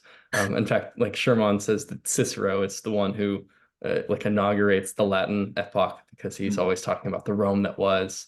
And it's always subsumed under natural law, which is something that wasn't possible in the Greek because physis and nomos were always set apart. But with Stirner, I do kind of see it as a kind of like care of the self or aesthetics of self, to use like the Foucault expression. It's less about like a mode of political organization, and more of just how do I relate to myself and to others without this kind of grand scheme of things. And then the question also arose yesterday of whether it's just a kind of purely descriptive or normative account. And, most agree that it's descriptive, and I fully agree with that. And normative, I think there is a certain sense in which it's not to provide like norms that ground action, but clearly Stirner does value some things more than others, right? He even says like the people who you fall under fixed ideas are cowardly, whereas the kind of enlightened egoist is strong. Like, so there's still valuation, but I don't think it's this kind of universal principle of action. In fact, it's action freed from that, and I think he sees that as ultimately. I mean, he won't even use the word freedom, right? Because even that's a kind of theoretical abstraction. It's ownness. Thank you. Yeah, if I could actually build on some of that, particularly, I mean, in terms of, I mean, I agree that the whole point of Stirner's critique of revolution is that the idea that it is a true revolution, in the sense that you will end up replacing one thing for another, insofar as typical political action, at least at the time he's writing, and really these days, is still competing over what programming the machine takes, who is in charge of the apparatuses. But I do think there are some practical elements here. Not necessarily programmatic, absolutely, David, absolutely not programmatic, but when we sort of zoom in onto the examples he gives of, if we take this theory of lifetime, this theory of self-enjoyment as taking back time, not only in the example of workers' revolts, but also in the one example he gives of an insurrectionary, which is Jesus, ironically, he talks about, and this isn't, I think this is partially to piss off the other young Hegelians, because he's not reading him theologically or ideologically or Hegelianly, let's say, but he's taking him as a political figure. This is probably inaccurate, but it doesn't matter for what Stirner's doing, which is that he says that Jesus drains the spiritual sources of the pagan world of their lifeblood by essentially creating a new thing outside of them. Now, to drain, and this is the same way he talks about institutions generally in the insurrection, which is draining them of their life. Now, their life isn't, they don't have lives. Their life is our life. And so essentially what he's advocating here is an exodus of institutions for people to organize themselves in support of themselves in order to essentially let the things wither on their own. He actually says the wither away in the German, it's pretty much the same, wither away, that these things will wither away if we withdraw ourselves from them. This is why he's such if one would read, say, I've got the book here, Now by the Invisible Committee, the history of what we call destituent or deinstitutionalizing power, Stirner saying the exact same thing. He doesn't have to go through the kind of the St. Paul Messianic time stuff that people like Abergavenk will go through, but he's articulating that same thing. So practically, its practical sort of imposition would be, realize that you're never going to become the ultimate human being, that you are a finite human being who will die and has something to reclaim over their lives, and to empower oneself and also empower yourself through joining exactly this Verein, this union of egoists, which I always find is a very interesting concept, because I was writing some stuff up on it the other day, and the union of egoists, you can limit someone's freedom in the union of egoists, you can't limit their ownness. Because for freedom, freedom for Stirner is a negative concept. Freedom is what you are free from. He says that you're always going to be some limits there. Material circumstances, tactical circumstances, fair enough. But you're not, but the union, like the active unionization is an activity. It can't become an ossified institution or practice. It has to be constantly engaged with. Freedom or ownness in that sense, is a verb. And to that extent, there will be limits, but it will be ultimately, so as one becomes empowered. What because one becomes empowered to do for unionization? Take back one's lifetime, or at least no longer surrender it to the cause of subjection.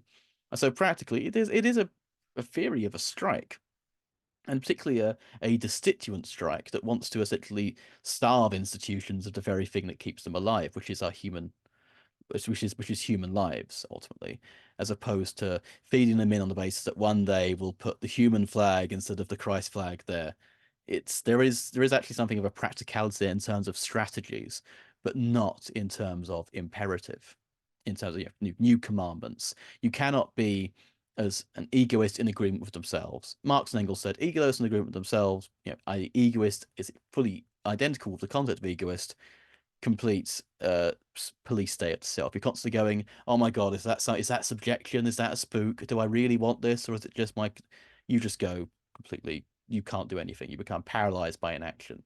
Whereas Stirner isn't trying to get you to just do self-criticism. That's what Bauer's doing. Bauer and Hegelians, they're all constantly gathering around each other saying, no, you're really still Christian. No, you're really still Christian. Stirner thinks you're all still Christian because you're having arguments about whether or not you're still fucking Christian. There's nothing more Protestant than that. And so this practicality is ultimately going to be the strategies of refusal and the strategies of divesting, literally doing BDS on the entire world, because it is. Yeah, and just to add to that as well, I mean, it was a quote that I wanted to include, but I didn't, just because I thought I might take too much time. But he writes, Stirner writes, states last only so long as there is a ruling will, and this ruling will is considered synonymous with one's own will, as you're saying. The Lord's will is law. And then this is especially, I think, where we get one of the most explicit kind of practical elements here. What good are your laws to you when no one follows them? What good are your commands then when no one lets himself be commanded? The state cannot give up its claim to determine the individual's will, speculate, and count on this. For the state, it is absolutely necessary that no one has a will of his own. If someone had one, the state would have to exclude him, imprison, banish, etc. This one, and if everyone had one, they would do away with the state. The state is not thinkable without domination and slavery and subjection. And my own will is the destroyer of the state. The latter, therefore, denounces it as self-will. Own will and the state are powers in deadly hostility, between which no perpetual peace is possible. Right. So it's not even this kind of, again, as you were saying, it's not this kind of Kantian self-legislation of like, I'm gonna give myself the moral law and make myself, subject myself to it. It's more of just it's not a ruling will, it's its own will, which isn't this kind of as you're saying, this kind of prescriptive or like kind of fully normative thing. It is this kind of withdrawal, this destituent power that I do think we find in thinkers like Agamben and, as you're saying, the Invisible Committee. I think for some people that may not, at least initially, seem as like an appealing form of politics, but it's to me, it's fascinating how I think Stirner anticipates all of these thinkers who go on to, I think, say more or less the same thing on this issue. Yeah, Stirner says that the egoist must become verfassungslos, constitutionless, which is straight up. He says we need to get rid of we need no hope in institutions. We need to become constitutionless. We must withdraw in order to attack. You kind of he's cooking. He's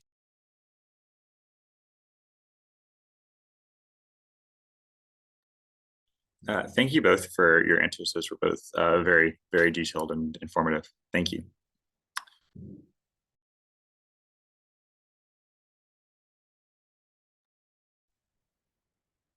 Okay, if nobody else has any other questions, I actually do have another question myself, if that's okay with everybody. And you've Adam, you sort of addressed you both sort of addressed this, especially like in the responses that you just gave me.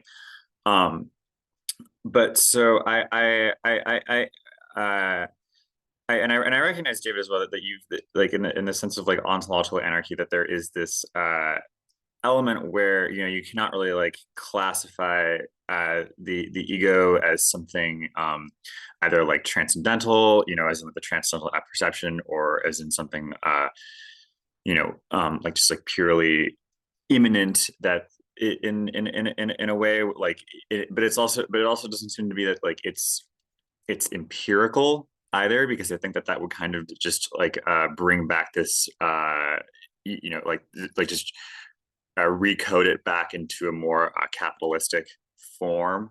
I think if you were to say that it's empirical, and so, but also then to say that it's pure thought, that this may bring us back to like this Kantian question here, right? But then if I say that it's like simply like the relation of myself to like my body, right? It's like my physical body. Then I guess my question is here: how does Stirner then respond to the question of language? Then, right? Like how is language capable of relating to objects and without falling back into the kinds of traps that I've tried to elucidate in that question?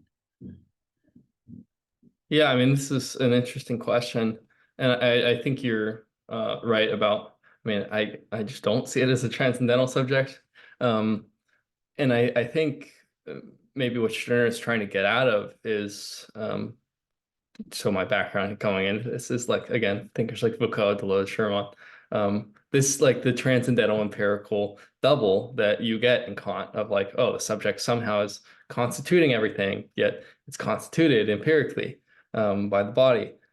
In the question of language, it seems to me that at least in his discussion of fixed ideas, language does have a certain kind of power over us. And maybe I'm reading too much Foucault into this, but language does subject us. So it actually is able to make subjects. And in that kind of mode of subjection, all right, you get the criminal, the insane, right? But then it's interesting when he discusses like madness. Stirner discusses madness. Madness for Stirner is someone who just believes in a fixed idea, like that is the thing that is has the reality. When it seems like language for him is this kind of abstraction, and towards the end, right? When he is talking about the unique, he's like, words don't name it, right? Which is the kind of in one of the papers I read, and I think also in the introduction, what's her name, Alexandra David Noel is like comparing it to the Tao Te Ching, right? Where it's the Tao can't be named, and that just is the unique. And then he also says, all the other predicates that people give to God, like nothing is better, higher, more perfect. He's like, oh, that is also me. And so I think what he's doing there is also, I mean, he's trying to turn language really on its head. And I think that's evidenced by just how much wordplay is throughout the entire book as well. I mean, it's just like constant. And I think it poses a problem for anyone who's trying to translate it. Luckily, with the more recent translation, the unique and its property rather than the ego in its own, you get a lot of that worked out more explicitly, especially in footnotes. But I'd also like to pass it over to Adam and see what you think. Yeah, I mean I mean, I think I was saying some of this yesterday in response to Elmo's stuff. I mean, the problem with language for Stirner, I mean, he says in the Philosophical Reactionaries, which I do take to be written by Stirner, that he says, I mean, I've got a quote here, which is that, I'm already quite accommodating when I make the use of language. I am the inexpressible. There's a thing with language, I mean, particularly so the problem I think that Stirner is trying to address in language is how do we present the particular in language? Given that, as Hegel has shown in the Phenomenology of Spirit, language consists of universals. How do I point to this moment right here and now? Completely impossible, because every moment is this here, right? Is this here and now? But that's a problem for knowledge or a problem for me? Because if I take a sip of this water, this here and now. I'm pretty sure I know that. Or do I need to know it? Does it need to be a system of unfolding absolute knowledge? Do I need to posit that the thing that's holding the particularity together amongst the universal is the absolute spirit of which I am a moment? Stirner says no one's got time for that. Who cares? It's kind of reveals. I don't. Stirner doesn't care to that extent, but he's also at the same time doing a critique of philosophy insofar as the map is never the territory of language. And here actually, and I would like to do some research on this, is that there's almost a kind of an Adornonian negative dialectics in Stirner. Because even Adorno highlights this as well. The concept of the particular is a universal. The particularity is never expressed. Every time the concept refers to an object, the object both overshoots, the object exceeds the concept, and the concept overshoots the object. Very similar to Spinoza when he says that the concept dog is not itself canine. And so Stirner is basically if he's going to be a linguist, he's going to be Korzybski. He was saying the map is not the territory, the map is not the territory. These are all kind of, and then we can go if you don't want to do Adorno, you're allergic to that, you can go Deleuze and say that these identities are just meta stabilities of various empirical things that we have hardened into a fixed idea, which we can then assign a certain name. I think it's going to be pragmatic, but it's also going to be a moment very similar as well to other thinkers who will talk about the limits of the language after Hegel, like Bataille, when you just kind of laugh and go, "Yeah, I'm Max Stirner. That doesn't really that expresses me, but it expresses me in a kind of a collection of singularities. It doesn't exactly express everything about me, or at least it can be ultimately malleable." I mean, in this conference, yeah, we've made Stirner say so many things. I mean, who knows if he would agree to them or not? There is a certain malleability there to the limits of language, which requires a constant kind of negotiation, which in a way, I think, if I was going to summarize Stirner's relationship to language, particularly in the Hegelian way in which it becomes the vector of the universal, and therefore the concrete universal, therefore the grand project, the system on which we're all supposedly caught in the eyes of philosophers, then for Stirner, this question of language would ultimately be kind of an inversion of what Kant does, which is where Kant says, we must make limit of knowledge to make room for faith. For Stirner, we have to make a limit knowledge or limits philosophy in order to make room for politics, because otherwise we get stuck in this Bauerian, Feuerbachian thing of this is the human essence underlying the religious thing. This is the human essence, and you do what the young Hegelians did, which is you all argued in the back of a wine bar on Friedrichstrasse in Berlin. 1848 happens, and what do? They all fucking scarper. Feuerbach legs it to Paris because he wants to escape, quote, his publisher and his wife, and he comes back disappointed because they're not applying the abstract immortal science of Feuerbachian humanism. These people were caught in abstractions and they were completely useless to every revolution that actually happened. This is why Marx left them and read Stirner. This is kind of the great limiting factor here, is that this philosophy is just Wittgenstein shows up here. Philosophy is just kind of a linguistic babbling over what version of Hegel is the real true Hegel, and this is a dialectic we haven't actually escaped. Hence, the sort of the Hegel industry. You can have an accelerationist Hegel, a Marxist Hegel, a Hegel who's more Marxist than Marx. This kind of linguistic playing is the thing that Stirner's trying to break with here, because do we have to spend all of our time on this? Is the question he's going to make, and this is why last year I spent a while sort of putting in alongside people like Laruelle, sort of like non-philosophy, criticizing the act of philosophy as constantly trying to extract more value out of the same figures. And so I think this question of language is going to be something which he wants to bypass, but also demonstrate the limits of the framing of the question by taking language as a kind of a totalizing object in. Yeah, and I mean, it's interesting, like the role of the philosopher, right? Like in Husserl, you get like we're the civil servants of humanity, or the civil functionaries. So reduced from philosopher king, now the bureaucrat.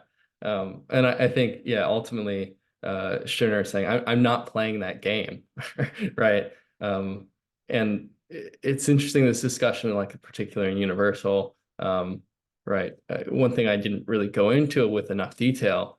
Philosophy is always driven by this megalomania to institute universals and to subsume all the particulars under it. But then inevitably there's that which, as you're saying with Adorno, or with Deleuze. I think you also get it Schumann with the singular, and Foucault with the unthought. Like there's something that you cannot actually subsume everything. So it's a goal that can never live up to its promise, and inevitably, it's to consolidate political power and to, again, make us feel secure and safe. And but ultimately, it's just a denial.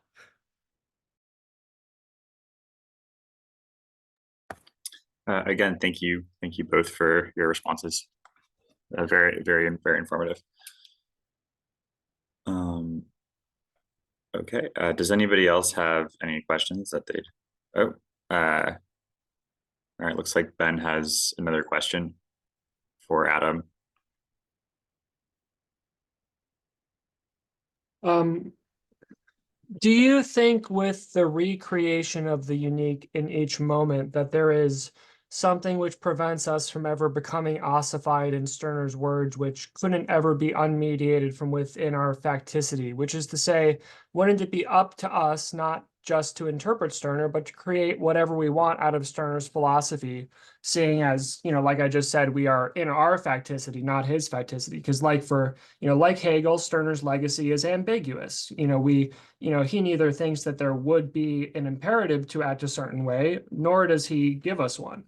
So, wouldn't it be up to us just to create our own version of Stirner, whether it be one of radical nothingness or one of, creative Deleuzian, productivity, or one of Heideggerian being? Does it really matter whether you choose, one of these Pokemon starting points?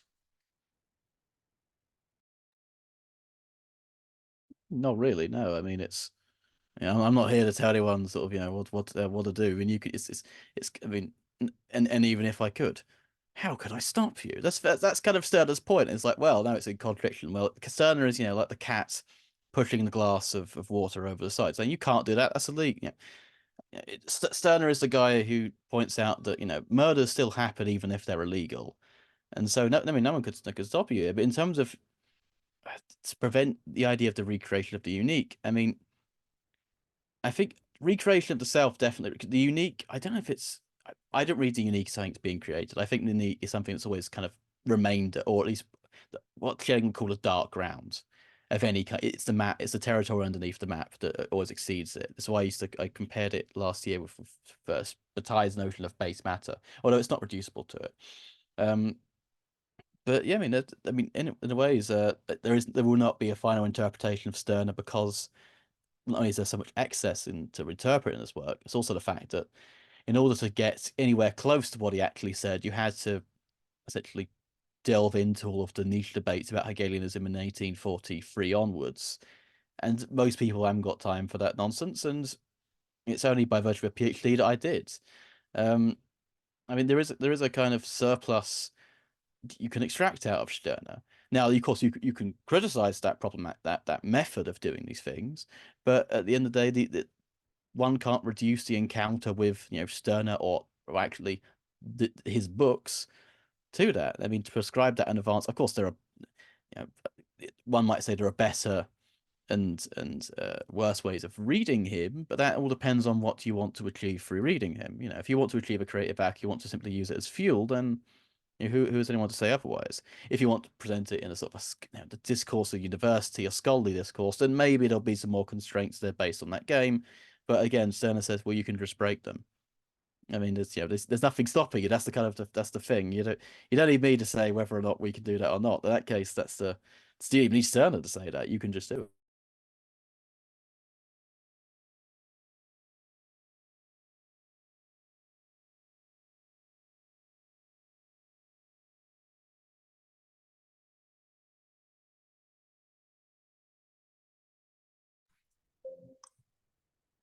Okay, thank you, Ben. Thank you, Adam, for that question and response. All right. Does anybody else have any questions?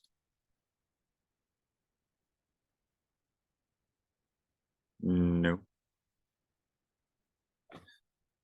Cal, is there anything that you'd like to input at this point? No, I don't think so. I think this is a great panel. I'm very happy with all the presentations and the discussion so far. If there's no impetus to continue the discussion, then I think we're fine with ending it here. Oh, There is someone in the chat yeah. who Yeah. apparently, I feel like just feel free to type your question. I'd be happy to answer.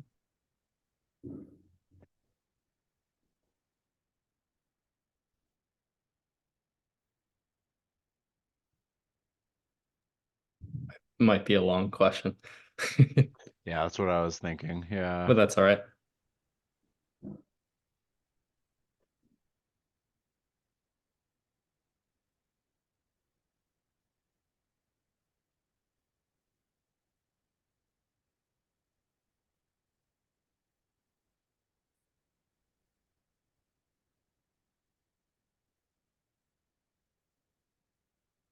All right.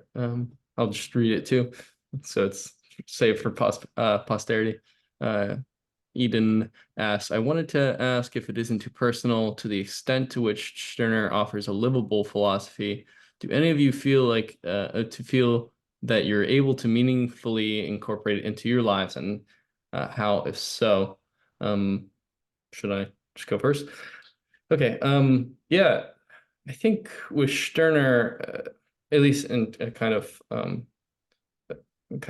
personal incorporation, I do really think his philosophy hasn't been explored enough, like on this level.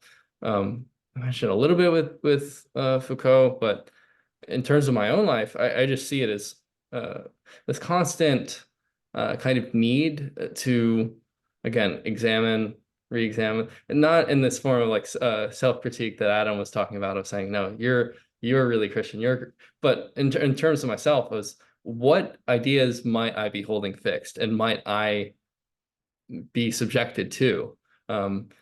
Even though, and in what ways am I, again, in the Kantian sense, subjecting myself to these ideas? And even, I think, as I mentioned from the beginning, even something like anarchism can become a fixed idea. Anything can be, if you let it start to hold sway over how you live.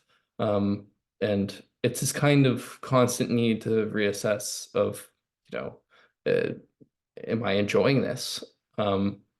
Because if not, I mean, to what end is it serving? Who is it serving? If it's not serving me, is it serving someone else? And if so, like, what are the motivations behind that? Yeah, I'll pass it off to Adam. I mean, I don't think Stirner would have advocated doing a PhD. He did do quite a few degrees, but doing a PhD on them is definitely something. If he had advice on it, I haven't taken. But in terms of seriously liberal philosophy from Stirner, I think Stirner, for one, gives people a kind of attitudinal sort of kind of like a vaccine against people who only love abstractions within us, or sort of ways which you respect someone on the basis that there is this essence within them. I mean, Stirner, I think, along with someone like Aimé Césaire, is the great thing because of how humanization, elevating ideals of standards of criteria, inflict dehumanization upon people. So, well, I've got to respect them. Why? Because they're European, they're German. I respect the European in them. I think it does a philosophy which does bring the idea of the encounter of the other person, a real challenge to: do we actually respect people? How do we live with each other without the mediation of these institutions? It requires finding new ways of what Stirner calls mutuality, that don't allow us to presuppose such easy translatable things in the same way. And I think there's also philosophically and critically as well, again, not exactly living, but if one lives as a philosopher, this is what one ends up doing, is also kind of realizing that you don't have to sweat so I don't say don't sweat the small stuff, no, don't sweat the big stuff, because a lot of these concepts will overshoot the mark. A lot of philosophical accounts to limit the idea of man and advance to speak on the species level, it does call into question your own doing so. Well, who the fuck can speak for the species? And we know who has spoken for the species previously, and we know exactly where it's gone. It's gone, eugenic, genocide, global war. We live in this world. And so I think the livability of Stirner's philosophy is partially, mostly intellectual, yes, but also in the sense of how one values their time, how one treats others, a kind of checking of, are you treating them by any sort of essential standards, or are you treating them as the people that they actually are? It does try to ground you a bit, and it does provide a good counterbalance to a kind of philosophical sense of over importance, which if it's liberal philosophy, it's definitely liberal philosophy for philosophers, because that's who it was aimed at. It was aimed at the young Hegelians. It's determined so much by that audience, and it is an audience that reappears very much in left spaces, philosophical spaces of an overinflation, a kind of a cult-like kind of enthusiasm. That's exactly what he's going at. So I think it's, especially in the age of like fandoms, onlineness, I think it's actually quite good to keep in one's pocket, as a something of a short circuiting against getting too intense. Yeah, and also I think the idea of an ethical Stirner, obviously super controversial, right? But not ethics of principles, right? But ethical, and maybe in the sense of Stirner allows you to see that principles are, again, not only deadly, right? There's never been an ethical principle in the history of philosophy that has actually stopped someone from killing another person. In fact, it's in the name of principles that we kill each other, right? In the name of God, in the name of nature. But what he, I think, also shows you is these principles, yeah, they're not only deadly, but I mean, they're mortal, right? They are things that we have projected onto the world that we want to exist for whatever reason, whether it's political or self-comfort, not even self-enjoyment, but just, again, this kind of metaphysical security.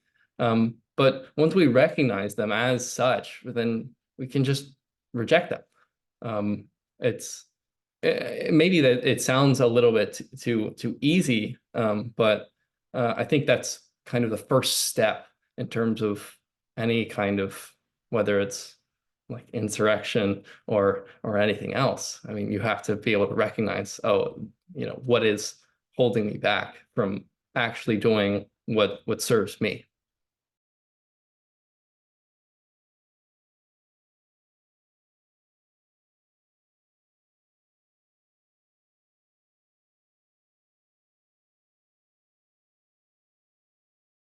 Looks like Ben has another question.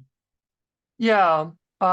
So I've done a little bit of studying of the unique and its property, as well as been in a Stirner reading group for a while, but I don't readily remember where he talks about enjoying things or, achieving something as a want or a desire. Rather, it seems to be sort of a relation between property and ownness and spooks, which are all sort of different things. Like, the property is not the spook, and, the spook is not the unique. And I was just wondering, where does he talk about what he enjoys and what he wants to do with his life? Like this, it seems more like a descriptive project. And I know that Tim yesterday said that his project is descriptive. So like when people talk about enjoyment, it just seems not very descriptive to me.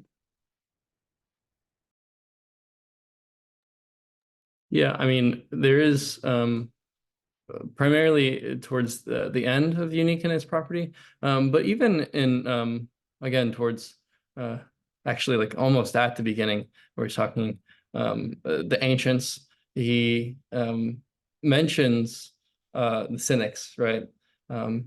He's like, what was actually antiquity seeking? It was pleasure of living, and he mentions Diogenes there, which is why I had mentioned yesterday. I was like, well, this seems almost like a kind of cynic project, and I'd say out of all the kind of different philosophical schools of the ancients, he speaks the most highly of the cynics. But then in terms of later on, yeah, there's the section towards the end of the book where he's talking about how people tend to this kind of renunciation of enjoyment. I think Adam might have more to say as well. Yeah, I mean, I mean, just because it goes to the quote, chapter and verse of page 332 of the Landstreicher translation, which is sadly the best translation we've got, but who knows? I mean, now we seek out the enjoyment of life. And then go into the next. Only where I'm sure of myself, and I no longer seek for myself. Am I truly my property? I have myself, therefore I use and enjoy myself. So that this enjoyment here there's a dual aspect here because it's German is Selbstgenuss, very similar actually to the actual commonest word for comrade in German, which is not Kamerade, which has a fascist implication, but Genosse, past tense of Nuss, but also relates to Nutzen as use, but also Genoss, enjoyment, spending. And so in terms of relationships between them, I mean, he's not saying, and what he wants, I guess, is to this itself, the book itself is an act of egoistic enjoyment, but enjoyment is going to be basically his byword for the active seizing back of one's time and spending it in that way. And there is, it is about leisure, first and foremost, reclaiming that time, and there's going to be enjoyment even in subjection. That is true, but I think enjoyment overall has been kind of underrated in the studies of Stirner because, well, it's the penultimate section before the end of the book, and it is meant to be. I think it's very close to something like a theory of like. So Bataille later on will talk about something in sovereignty, but in like Stirner, I mean, so for example, like Saul Newman doesn't pick this up much. His paper on when he tries to give an ethical Stirner talks about this as purely a critique of religion. I'm like, no, there's a whole aspect of enjoyment here, and it's not enjoyment in the sense of like the stimulation, the excess of Lacan. This is an economy of life expenditure here, but nonetheless, it's one in which you are in. There's this, okay, can we make it enjoyable? Can we enjoy it in this way? And so what he wants with his work, at one point he says, I don't, he actually says, I don't care what the future is going to be like, which is, of course, him being quite, brash. But this is because ultimately what he wants in this work is to destroy humanism. He wants to show the young Hegelians that they've completely failed at their project. That's the desire that motivates this. In terms of desire, in German, of course, will, it is kind of means both. If we can talk about, as I tried to do, the idea of subjective egoism as desire, subjective desire as a positive force, which is recirculated into circuits of capture in order to make what you want, what the state wants, or what you want, what Germany wants, what you want, and that direction, that swerve maybe is the swerve given to it by those.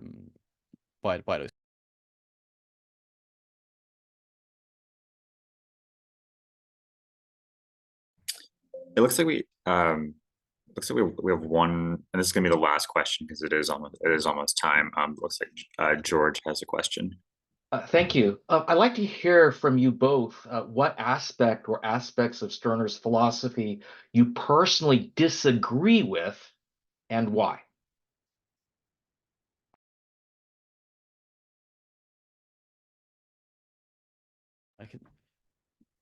I mean, his theories of child psychology are probably a little bit too simplistic.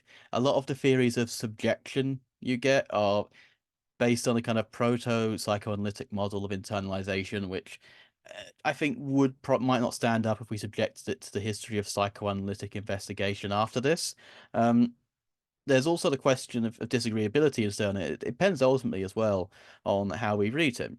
So we'll see this in later on, actually. The question is, for example, is Stirner making the same claims as Hegel does when he posits it's when he tells the history, and he does eventually in the hierarchy, repeats Hegelian racial categories. And if that's sense, then he's essentially making the unique a product of Hegel's anthropology, in which case we should all pack up and go home. The project is dead. And because he has failed to critique anthropology, that's all gone. The unique is a white German. Blown up, gone. But in terms of, I mean, I have my own concerns about constituency as a tactic, because there are risks of leaving a power vacuum. But I think there are ways we can develop it in mediating the idea of a labor strike, not just going outside of institutions, but building a power through withdrawal, so we don't leave it sort of open to fighting, to coming back at us. I mean, the thing is about Stirner, it's actually quite stripped back in terms of theses. You give you a set of tactics, give you a set of terms to refuse various philosophies, which, when you actually read the philosophers themselves, it's amazing they need to be refuted, because Stirner just points out that they've said what they've really said. And there's ultimately another thing, which is Stirner's great critique of the young Hegelians was the use of the Hegelian dialectic for revolutionary ends. Now, the big counterposition to this, there's a great book on this by Nicholas Lobkowicz called Theory and Practice, a history of the concept from Aristotle to Marx, is that someone shows up, that's Marx. Marx shows up and says, well, actually, what if instead of using the dialectic in this way, providing an set of abstract concepts that develop philosophy and man as an abstract concept, why don't we take that dialectic and apply it to social relations, the very relations which you're trying to publicize of the egoist?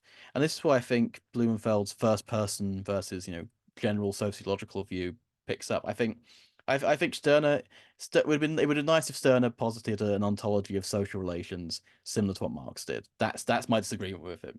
Not that he should have been Marx. I think there's some good points where he's very good at resisting that, and we should hold on to it. But I would have. It's hard to agree with him in the sense that this book isn't a work of philosophy. You have to sort of negotiate with it on the same level. It's not a book of grandstanding philosophy to that extent. And if I was to follow it in that way, I would be a bad philosopher and a bad Stirnerian if I was to. Yeah, for me, I mean, Adam touched on this a little bit. It really is that that section under the modern, or it's actually the hierarchy. It's just the hardest to defend, or like if I was to recommend this book to someone, it's like to just, I mean, there is, yes, this like context in which he's responding, or kind of, perhaps, I mean, we'll get into this afternoon. I would like to think it's a parody of like Hegel's racialism, but then in terms of actually telling someone you should read this book, and then they get to that section, it's like, oh gosh. I mean, it's and the question of like Stirner's racism, I mean, I don't know. He is writing racist things in the book. That's, I mean, the words they're right there.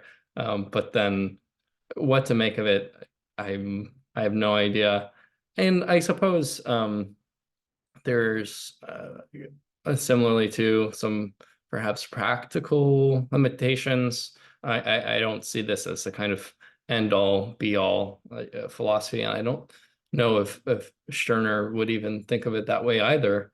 But yeah, I mean, I was also thinking in context of, I guess motivating ethical concerns. I mean, it can just seem difficult, if not impossible, using some of Stirner's thinking. I think maybe there's an out there in terms of what we've discussed today, but in terms of motivating any ethical concern that doesn't strictly concern oneself, then I see some difficulty there. Thank you very much to you both. All right. Yes. Thank you both, David and Adam, for your time and your excellent presentations. So now we're going to be going on our lunch break. That's going to be until 2. At 2, we're going to have a roundtable discussion titled Stirner, History, and Dialectic. Cal will be moderating that, and all of the presenters are invited to participate. Yeah. Thank you so much. See you all at 2. Yes, thank you both for presenting. It was an excellent time. I'm going to go ahead and end the recording now.